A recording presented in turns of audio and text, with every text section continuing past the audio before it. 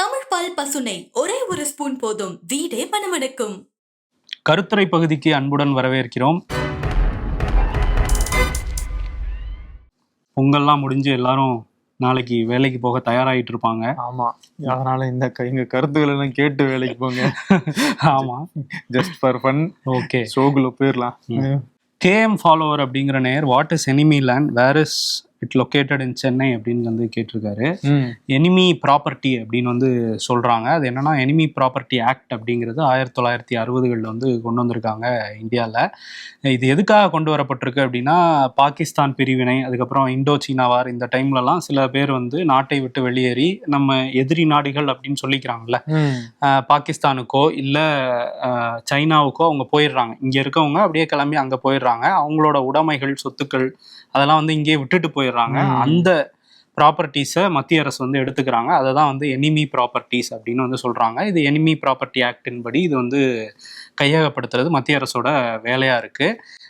இது வந்து யார் இதுக்கு வந்து அத்தாரிட்டியாக இப்போ இருக்காங்க அப்படின்னா, சிஇபிஐ அப்படிங்கிற அமைப்பு தான் இதுக்கு அத்தாரிட்டியாக இருக்காங்க. Custodian of enemy property for India அப்படிங்கிறது இந்த அமைப்போட அந்த முழு விரிவாக்கம். ஓகே, இவங்க வந்து இதில் வந்து லேட்டராக சில அமெண்ட்மெண்ட்ஸ்லாம் கொண்டு வந்து சில சட்ட திருத்தங்கள்லாம் மாற்றிருக்காங்க. அதில் வந்து இப்போது ஒரு நபர் வந்து அவர் சொத்தை விட்டுட்டு வெளிநாட்டுக்கு போய் அங்கே சிட்டிசன்ஷிப் வாங்கிடுறாருன்னா அது எனிமி ப்ராப்பர்ட்டி அப்படிங்கிற இருந்ததில்ல. அவரோட வாரிசுகள் இங்கே இருக்காங்க, அவங்க வேற நாட்டு சிட்டிசன்ஷிப் வாங்கலைன்னா கூட அவங்க கூட அதில் உரிமை கொண்டாட முடியாது.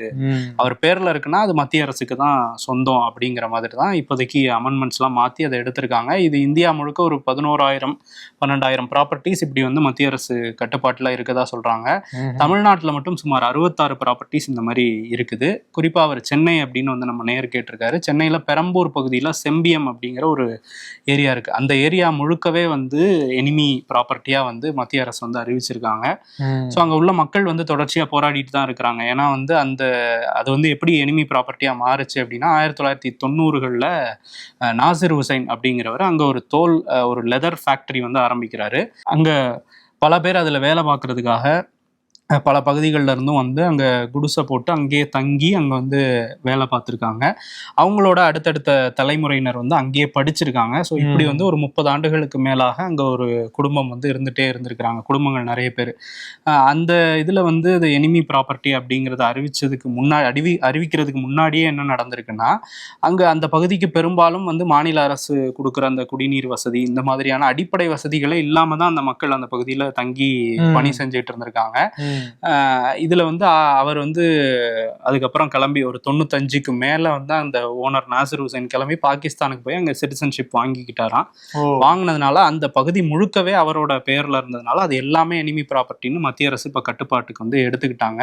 ஸோ அங்க தங்கியிருந்த மக்கள், நாங்க 30 ஆண்டுகளா தங்கி இருக்கிறோம், 3 தலைமுறை இங்க இருந்திருக்கிறோம், நாங்க என்ன பண்றது, எங்க போறது அப்படிங்கிற கேள்வியோட அங்க நிக்கிறாங்க. அவங்க சட்ட போராட்டமும் ஒரு பக்கம் நடத்திட்டு இருக்காங்க. அவங்க சொல்றது என்னன்னா, நீங்க வந்து இப்போ திடீர்னு எங்களை வெளியே போக சொன்னா நாங்க எங்கேயுமே போக முடியாது அப்படிங்கிறத சொல்றாங்க. நீங்க வாங்கிக்கோங்க இந்த நிலங்க. ஏன்னா வந்து மத்திய அரசு இப்போ அவங்க கட்டுப்பாட்டில் எடுத்துட்டா அந்த விற்கிறதோ இல்லை வந்து அதை வந்து வாடகைக்கு விடுறதோ அது என்னவோ வந்து அவங்க தான் முடிவெடுப்பாங்க. அவங்க விற்கிறது கூட தயாரா இருக்காங்களாம். ஆனா அவங்க சொல்ற பிரைஸ் அப்படிங்கிறது மார்க்கெட் ரேட் என்னவோ அதே தான் சொல்றாங்க. அவ்வளவு கொடுத்து வாங்குற ஒரு பொருளாதார நிலையில வந்து நாங்க இல்லை அப்படின்னு தான் அந்த பகுதி மக்கள் சொல்றாங்க. ஸோ எனிமி ப்ராப்பர்ட்டி அப்படிங்கிறது இவங்க சொல்றது என்னன்னா, அவர் வேற நாடு சிட்டிசன்ஷிப் ஆகிட்டாருன்னா அதை எடுத்துக்கிறதுல நம்ம மாற்றுக்கிறது இல்லை. அதே நேரத்தில் அந்த பகுதியில் அவ்வளவு மக்கள் வசிச்சுட்டு இருந்திருக்காங்கும் போது அவங்க நம்ம நாட்டு மக்கள் தானே, அவங்களுக்கான வாழ்வாதாரத்தை அவங்க ஏற்படுத்தி கொடுக்கறதுங்கிறத தாண்டி வாழ்றதுக்கு ஒரு இடம், அந்த இடத்துல தான் அவங்க இவ்வளவு காலம் வாழ்ந்திருக்காங்கன்னா எந்த இடமே இல்லாம நீ திடீர்னு வெளியே போ அப்படின்னு சொல்றது எந்த வகையிலுமே ஒரு நியாயமா இருக்காது. பட் அந்த மக்கள் தொடர்ந்து போராடிட்டு இருக்கிறாங்க. நம்மளோட தான் அவங்களும் வாழ்ந்துகிட்டு இருக்காங்க அப்படின்னும் போது அந்த ஒரு பகுதியை மட்டும் எனிமி ப்ராப்பர்ட்டி அப்படின்னு சொல்றது அவங்களுக்கு வேற மாதிரி அடையாளப்படுத்துற மாதிரியும் ஆகுது. அந்த மாதிரி அடையாளப்படுத்துறதுமே கூடாது அப்படிங்கிறது அந்த மக்களுடைய கோரிக்கையாகவும் இருக்கு. கோகுல்ராஜ் அப்படிங்கிறவர் கேட்டிருக்காரு, இருமொழி கொள்கை தமிழ்நாட்டில் பின்பற்றப்படுது, ஓகே, ஆனா அந்த இருமொழி கொள்கையில வந்து தாய்மொழி ஆங்கிலம் அப்படின்னு இருக்கே தவிர ஏன் தமிழ் ஆங்கிலம்னு இல்லை அப்படிங்கிற ஒரு கேள்வியை கேட்டிருக்காரு. கொஞ்சம் நுணுக்கமா நம்ம பார்க்க வேண்டிய விஷயம்தான். தமிழ்நாட்டுல தமிழ் ஆங்கிலம் படிக்கப்படும், கல்வியில வந்து கொடுக்கப்படும் அப்படின்னு சொல்லிட்டு போயிடலாமே அப்படின்னு கேட்டா, தமிழ்நாட்டுல தமிழர்கள் மட்டும் வாழ்றது கிடையாது. ஒரு காலத்துல இது மெட்ராஸ் பிரசிடென்சி அப்படிங்கிற ஒரு மாநிலமாக தான் இருந்துச்சு. ஆந்திரா, கேரளா, கன்னடம் இதன் எல்லாத்தினுடைய ஹெட் குவார்டர்ஸாக சென்னை இருந்துச்சு, மெட்ராஸ் இருந்துச்சு. ஆமா ஸோ இங்க இருந்து ஆட்சி நடத்திட்டு இருந்தாங்க. நிறைய பேர் வந்து மாநிலம் விட்டு இப்போ மாநிலங்கள், அதுக்கு முன்னாடி எல்லாருமே எல்லா மொழி பேசுற மக்களும் கலந்து தான் வாழ்ந்துகிட்டு இருந்தாங்க. ம், ஸோ மொழி வாரியாக மாநிலங்கள் பிரிக்கப்படும் போது சென்னையிலும் நிறைய தெலுங்கு பேசுறவங்க, கன்னடம் பேசுறவங்க, மலையாளம் பேசுறவங்க, தமிழ்நாட்டிலயும் அந்த மாதிரி நிறைய பேர் இருக்காங்க. ம், அதுலயும் குறிப்பா எல்லை மாநிலங்கள் இருக்குல்ல, ம், ஆந்திரா ஒட்டி இருக்கிற கிராமங்கள், கர்நாடகா ஒட்டி இருக்கிற கிராமங்கள், கேரளா ஒட்டி இருக்கிற கிராமங்கள், இங்கெல்லாம் வந்து தமிழ் படிக்கிறதும் சரி, மலையாளம் தாய்மொழி கொண்ட மக்களும் அதிகமாக இருக்காங்க. ம், ஸோ அப்ப அவங்களுடைய தாய்மொழி என்ன? மலையாளம். அவங்களுடைய தாய்மொழி தெலுங்கு. அந்த தாய்மொழியா அவங்க கத்துக்கணும் அப்படிங்கிற நோக்கத்துக்காக தான் தமிழ்நாட்டுல தாய்மொழியும் ஆங்கிலமும் அப்படிங்கிற ஒரு திட்டம் வந்து கொண்டு வந்திருக்கு. எப்படி வந்து நம்ம மேல ஹிந்தியை வந்து திணிக்க கூடாது அப்படின்னு நம்ம சொல்றோமோ, அதே மாதிரிதான் வேறொருத்தருடைய தாய்மொழியின் மேல நம்மளுடைய மொழியை திணிக்க கூடாது அப்படிங்கிற அடிப்படையில தாய்மொழி ஆங்கிலம் அப்படிங்கிற அந்த இருமொழி கொள்கையை தமிழ்நாடு பின்பற்றிக்கிட்டு இருக்கு. ம். ஸோ மெயின்ல இருக்கிற பள்ளிகள்ல தமிழ் அதிகமா சொல்லி தருவாங்க. எல்லைப்புறத்துல இருக்கிற அந்த கிராமங்கள்ல அதிகமாக அந்தந்த எல்லை எந்த மாநிலத்தை ஒட்டி இருக்கோ அந்த மொழிகள் நிறைய இடத்துல சொல்லி தந்துகிட்டு இருக்காங்க. ஸோ இதுதான் இதுக்கு பின்னாடி இருக்கிற காரணம். ஒரு மொழி சுதந்திரம் இருக்கணும் அப்படிங்கிற ஒரு ஒரு ஜனநாயக பூர்வமான ஒரு முடிவா தமிழ்நாடு எடுத்திருக்காங்க. அதனாலதான் நம்ம மாநிலத்துல இருந்து திணிப்பை வந்து எதிர்த்து நிக்க முடியுது, இங்க வந்து கேள்வி கேட்க முடியுது நம்மளால. ஆமா. சன்னாசி பாண்டி அப்படிங்கிறவர் வந்து என்ன கேட்டிருக்காருன்னா, அம்பேத்கர் வந்து இந்தியாவோட முதல் சட்ட அமைச்சரா இருந்தாரு, அவர் ஏன் ராஜினாமா பண்ணாரு பதவியை, அதோட பின்னணி அரசியல் காரணங்களை விளக்குங்க அப்படின்னு வந்து கேட்டிருக்காரு. 1947 வந்து இந்தியாவுக்கு சுதந்திரம் கிடைச்சிது. அதுக்கப்புறம் வந்து உடனடியாக தேர்தல்லாம் நடத்த முடியாது, அதுக்கு ஒரு பெரிய ஒரு படையும் தேவை, அதே நேரத்தில் வந்து அதை எப்படி நடத்த போறோங்கிற ஒரு திட்டமும் தேவைங்கிறதுனால ஒரு இடைக்கால அரசு மாதிரி தான் முதல்ல அமைச்சாங்க. அதுல பிரதமரா ஜவஹர்லால் நேரு வந்து இருந்தாரு. அவர் அமைச்சரவையில சட்டத்துறை அமைச்சரா வந்து அம்பேத்கர் வந்து நியமிக்கப்பட்டாரு. அவர் கையில கூடுதல் பொறுப்பா வந்து இந்த இந்தியன் கான்ஸ்டியூஷன் அதோட டிராஃப்டிங் கமிட்டியோட சேர்மனாவும் பாபா சாஹிப் அம்பேத்கர் தான் வந்து இருந்தாரு. அவர் கீழே வந்து ஒரு குழு வந்து இந்த இந்திய அரசியலமைப்பு சட்டத்தை வடிவமைக்கிறதுக்கான வேலைகளை வந்து பார்த்துட்டு இருந்தாங்க. இதுல நிறைய முரண்கள் இருந்தது. நேருவுக்கும் சரி அம்பேத்கருக்கும் சரி எல்லா விஷயத்திலையுமே முரண்கள் இருந்தது. சில முற்போக்கான விஷயங்கள், சோஷியல் ப்ரோக்ரஸிவான திட்டங்கள் அவர் அம்பேத்கர் முன்வைக்கும் போது அதுக்கு முட்டுக்கட்டையா அங்க நேருவோட அமைச்சரவையில் இருந்தவங்களும் இருந்தாங்க. நேருவுமே சில விஷயங்கள்ல வந்து தலையிட்டு இது கூடாது அப்படிங்கிற மாதிரி ஒரு சண்டை இருந்துகிட்டே தான் இருந்தது. அதெல்லாம் அம்பேத்கர் பதிவு பண்ணியிருக்காரு. ஆமா, அதுல குறிப்பா வந்து இவர் 1951 செப்டம்பர் அந்த மாதத்துல தான் இறுதியில தான் வந்து ராஜினாமா பண்றேன் அப்படிங்கிறத அறிவிக்கிறாரு. இது வந்து எதுக்காக அப்படின்னா, அந்த டைம்ல வந்து பல சண்டைகள் இருந்தாலும் உச்சத்துல வந்து ஒரு சண்டை அந்த ஹிந்து கோட் பில் அப்படிங்கிறது இருந்தது.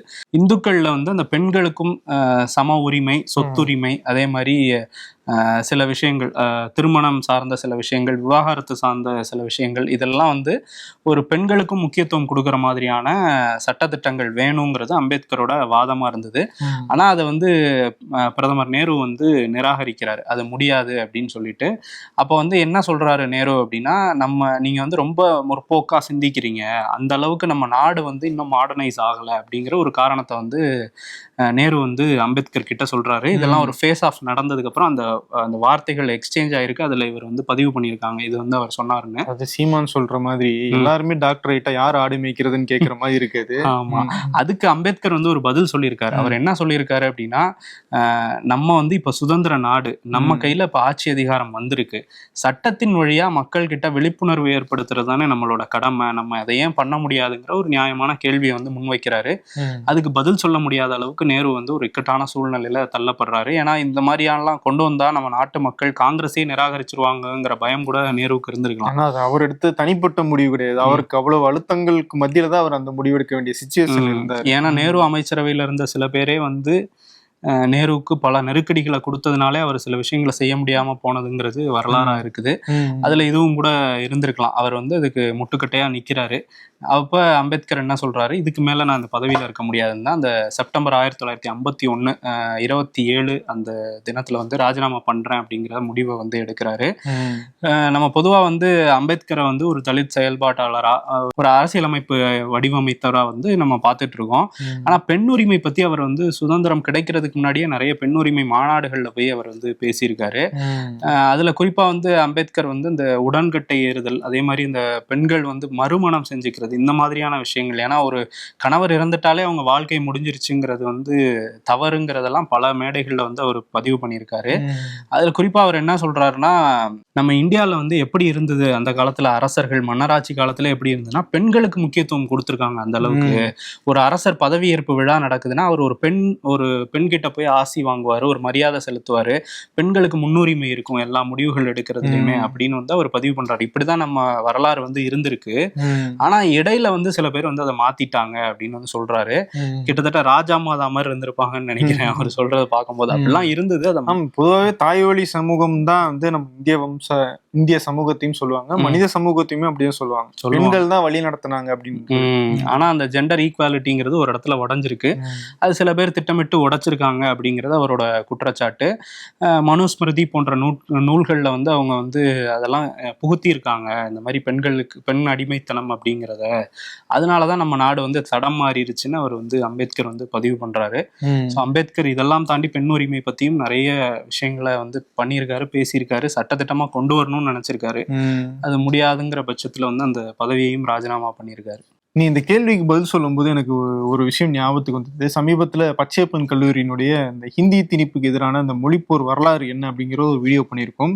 விகடன் டிவில அந்த லிங்க் இருக்கு, அந்த லிங்க் டிஸ்கிரிப்ஷன்ல கூட கொடுக்கலாம். அது வந்து மொழிக்காக எப்படி வந்து பச்சையப்பன் கல்லூரி மாணவர்கள் போராடினாங்க அப்படிங்கிறத பத்தி மட்டும் இருக்கு. அதை தாண்டி இன்னொரு வீடியோ வர இருக்கு. அதுல இருக்கிற ஒரு விஷயத்த வந்து இந்த இடத்துல சொன்னா வந்து கரெக்டா இருக்கும்னு நான் நினைக்கிறேன். பச்சையப்பன் கல்லூரிக்கு பல்வேறு சுவாரஸ்யமான வரலாறுகள் இருக்கு. சுதந்திர இந்தியாவுக்கும் முன்னாடி பிரிட்டிஷ் காலத்துல இருந்தே அவங்க வந்து நிறைய விஷயங்களுக்காக போராடி இருக்காங்க. அதெல்லாம் தாண்டி 1950 தான் அரசியலமைப்பு வந்து முழுமை பெறுது. அந்த அரசியலமைப்பை உருவாக்குறதுக்காக கான்ஸ்டியூவன்ட் அசம்பிளி அப்படின்னு போட்டு நிறைய குழுக்களை உருவாக்கி அரசியலமைப்பு எப்படிலாம் இருக்கணும் அப்படின்னு சொல்லி கூடி நிறைய இடத்துல டிஸ்கஸ் பண்ணி அந்த அரசியலமைப்பை உருவாக்குறாங்க.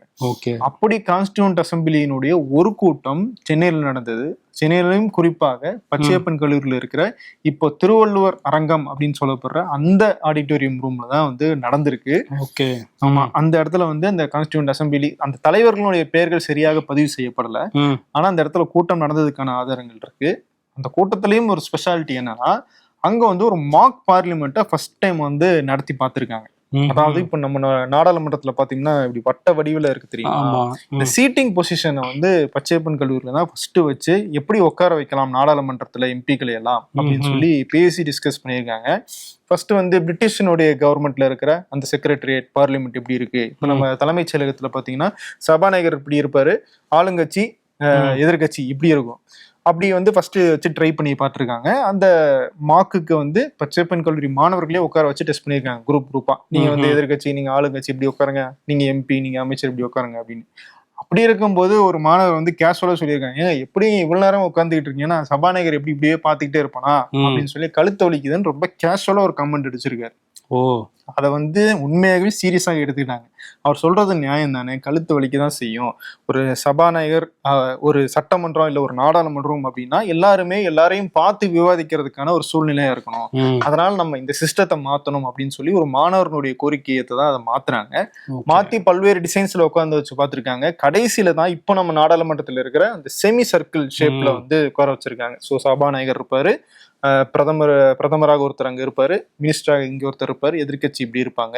இங்க இருந்து பார்த்தா எல்லாருமே தெரிவாங்க, அங்க இருந்து பார்த்தாலும் எல்லாருமே தெரிவாங்க.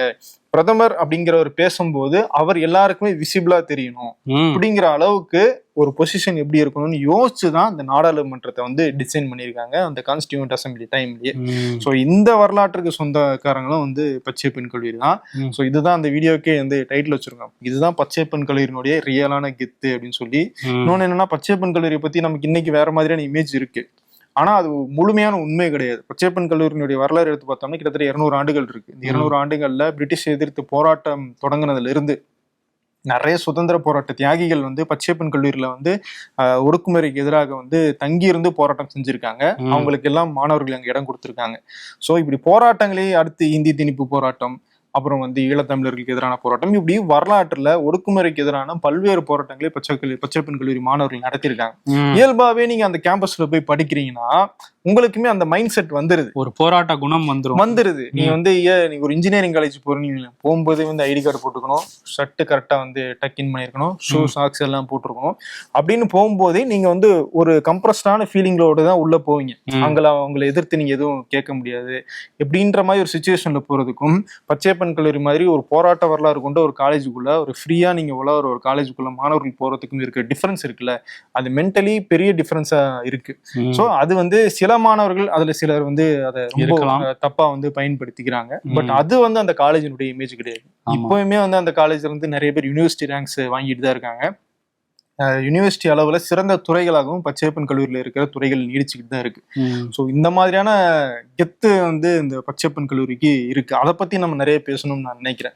ஆமா, சிலர் பண்ணதை வச்சு ஓவராலா முத்திர குத்துறதுங்கிறது தவறு. நீங்க சொன்னதுல வந்து அந்த ஒரு மாணவர் அசால்ட்டா வந்து ஒரு கேஷுவலா வந்து அவர் சொல்லியிருக்காரு கழுத்து வலிக்கும் அப்படின்ட்டு. பட் எம்பிஸ்க்கு அவ்வளவு யோசிச்சு சொன்னாரு. இன்னைக்கு எம்பிஸ் வந்து கழுத்து வலியா வந்தாதானே வலிக்குன்ற மாதிரி இருக்காங்க. அதுவும் ஒண்ணு சொன்னீங்க பாருங்க, பிரதமர் வந்து எல்லாருக்கும் விசிபிளா இருக்கணும்னு. வந்தாதானே விசிபிளா இருப்பாங்க. பிரதமரும் வெளிநாடு போயிடுறாரு, எதிர்கட்சி தலைவர் அவரும் வந்து பார்லிமெண்ட் நடக்கிற சமயங்கள்ல வெளிநாட்டுல இருக்காங்க. ஸோ அந்த அளவுக்கு யோசிச்சு பண்ணியிருக்காங்க. அதோட வேல்யூஸை எம்பிஸ் எல்லாம் கொஞ்சம் மதிச்சு அங்க வந்து மக்களுக்காக விவாதிப்பாங்கன்ற நம்பிக்கை. ஏன்னா தை பிறந்தால் வழி பிறக்கும்ல, அத நம்பிக்கை தையா வந்துகிட்டு தான் இருக்கு. பார்ப்போம்.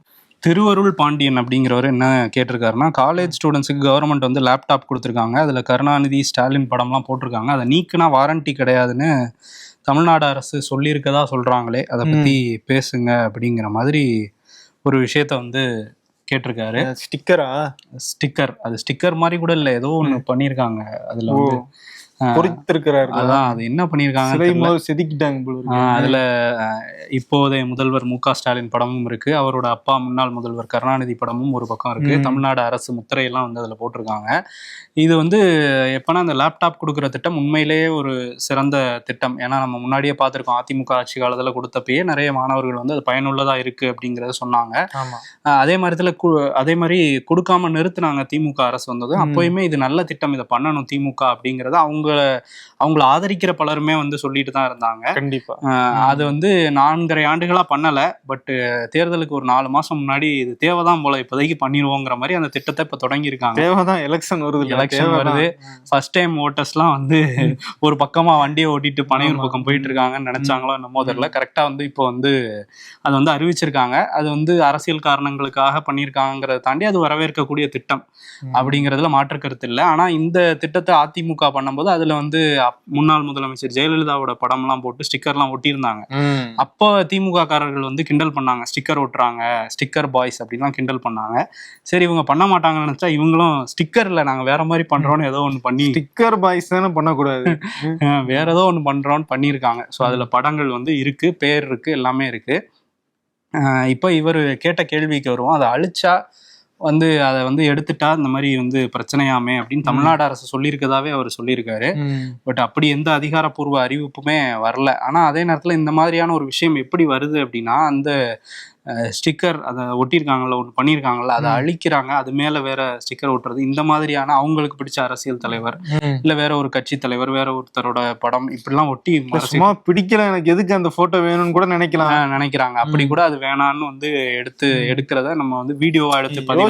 இப்படி அரசியல் தலைவரோட போட்டோ வச்சுட்டு அவர் ஏதாவது காலேஜ்ல போய் பிரசன்டேஷன் பண்ண முடியுமா? எங்கேயாவது வேலைக்கு போறாரு, ஏதாவது வேலைக்கு தேடி போறாருன்னா அப்ப அந்த லேப்டாப் ஓபன் பண்ணி பேச முடியுமா? ஆமா, இன்னொன்னு அதுல ஸ்டிக்கர் போட்டாங்கன்னு நமக்கு வாக்களிப்பாங்க நினைக்கிறாங்களா, என்ன ஐடியால பண்றாங்கன்னு தெரியல. அந்த லேப்டாப் பார்க்கும் போதெல்லாம் அப்பா தமிழ்நாட்டோட அப்பா கொடுத்துருக்காரு அப்படின்னு சொல்லி என்ன வாக்கு போட போறாங்களா, இல்ல அதிமுக காலத்துல கொடுத்ததை வச்சு அங்க வாக்கு போட போறாங்களான்னு தெரியல. அது ஏதோ ஒரு ஐடியால அவங்க பண்றாங்க. அது வந்து இப்போ அப்படியான அறிவிப்பு வரல. ஆனா ELCOT, electronic corporation of Tamil Nadu, அதை சேர்ந்த அதிகாரிகள் சிலர்கிட்ட பேசும்போது என்ன சொல்றாங்கன்னா, அதை சில மாணவர்கள் வந்து அதை எடுக்க முடியும், ஸ்டிக்கர்னா டக்குன்னு கிழிச்சு போட்டுடலாம், இது ஏதோ பண்ணி வச்சிருக்காங்களா, தின்னர்லாம் போட்டு எடுக்கிறாங்களாம். ஸோ அப்படிலாம் போட்டு எடுக்கும் போது அது வந்து லேப்டாப்பே டேமேஜ் ஆகுறதுக்கான வாய்ப்புகள் இருக்கு. தெரிஞ்சுதான் நாங்க பண்ணோங்கிற மாதிரி அவங்க சொல்லலை. பட் அது மாதிரிலாம் வாய்ப்பு இருக்கு. அப்படி ஆயிட்டா வந்து வாரண்டியை கிளைம் பண்ண முடியாது அப்படிங்கிறது வந்து உண்மைதான். அதுல வந்து ஒரு வகையில உண்மை இருக்கு. ஆனா அந்த மாதிரி அறிவிப்பெல்லாம் நாங்க வெளியிடல, அதுல டேமேஜ் ஆயிடுச்சுன்னா வாரண்டி கிளைம் பண்ண முடியாது, பிசிக்கல் டேமேஜ் தானே அது அப்படிங்கிற மாதிரி அவங்க சொல்றாங்க. ஓகே, இந்த இடத்துல எனக்கு ஒரு கேள்வி, அடுத்த கமெண்ட் சொல்ல கேட்டு சொல்லு. இந்த அரசு கொடுக்குற இந்த லேப்டாப்ல ஏதாவது பிரச்சனை வந்துச்சுன்னா எப்படி சர்வீஸ் பண்ணுவாங்க, வாரண்டி எப்படி கிளைம் பண்றது? ஆமா, அது அடுத்த சொல்ல அது நீயே வந்து கேட்டு நம்ம சொல்லு. கேட்டு சொல்லலாம். ஆனா அவங்க கொடுக்குற கம்பெனியோட சர்வீஸ் சென்டர்லாம் நிறைய இடத்துல இருக்கு. ம். அரசுமே கொடுக்கறதுனால ஏதாவது ஏற்பாடு பண்ணியிருப்பாங்க அப்படின்னு தான் நினைக்கிறேன். நம்ம சொல்லலாம் விசாரிச்சு. ஓகே. இந்த வாரம் கருத்துரை பகுதியில் நிறைய கமெண்ட்ஸ் வந்து டிஸ்கஸ் பண்ணியிருக்கோம். ஆமா, உங்களுக்கு பிடிச்சிருக்கும்னு நம்புறோம். இன்னும் ஏகப்பட்ட கேள்விகள் இருக்கு. ம். அதுக்கெல்லாம் அடுத்த வாரம் பதில் சொல்லலாம். அதுக்கிடையில உங்களுக்கு ஏதாவது கேள்வி இருந்தாலும் சொல்லுங்க, அதுக்கும் பதில் தேடிட்டு வரோம். கமெண்ட்ல போடுங்க. அடுத்த வாரம் சந்திப்போம். நன்றி. நன்றி. தமிழ் பால் பசுனை ஒரே ஒரு ஸ்பூன் போதும், வீடே மணமணக்கும்.